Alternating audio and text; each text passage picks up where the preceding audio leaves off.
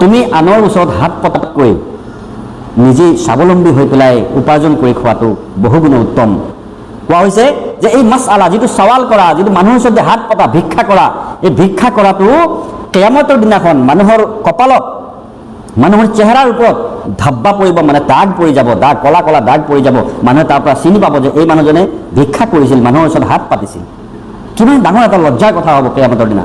দুনিয়াততো লজ্জা হৈছেই, আৰু কিয়ামতৰ দিনাও লজ্জাৰ কথা কোৱা হৈছে যে কিয়ামতৰ দিনাখন তেওঁ লাজ পাব, মুখত চেহেৰাত তেখেতৰ ধাব্বা পৰি যাব, তেখেতৰ চেহেৰাত দাগ পৰি যাব কলা কলা। গতিকে ভিক্ষা কৰি খোৱাটো যথেষ্ট এটা ঘৃণাৰ চকুৰে ইছলামত চোৱা হৈছে। গতিকে ভিক্ষাৰ পৰা সদায় আঁতৰি থাকিব লাগে, আৰু ভিক্ষাবৃত্তিৰ পৰা আমি যিমান পাৰোঁ দূৰত থাকিব লাগে। আমি কষ্ট কৰি খাব লাগে, উপাৰ্জন কৰিব লাগে, নিজৰ ওপৰত নিজে থিয় হ'ব লাগে। আজিৰ আমাৰ নজৱানসকলক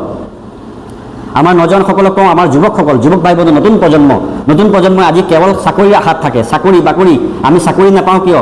আমি পঢ়া শুনা কৰিলোঁ, চৰকাৰে আমাক চাকৰি নিদিয়ে কিয়? অকল চাকৰিয়েই মানুহৰ স্বাৱলম্বিতাৰ উপায় নহয়।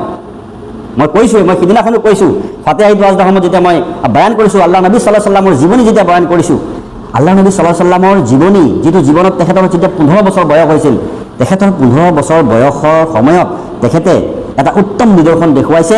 নিজে স্বাৱলম্বী হোৱাৰ যুৱকসকলক, নতুন প্ৰজন্মক, যুৱ প্ৰজন্মক স্বাৱলম্বী হোৱাৰ এটা উত্তম নিদৰ্শন তেখেতে নিজৰ জীৱনকালত দেখুৱাইছে। সেইটো কি?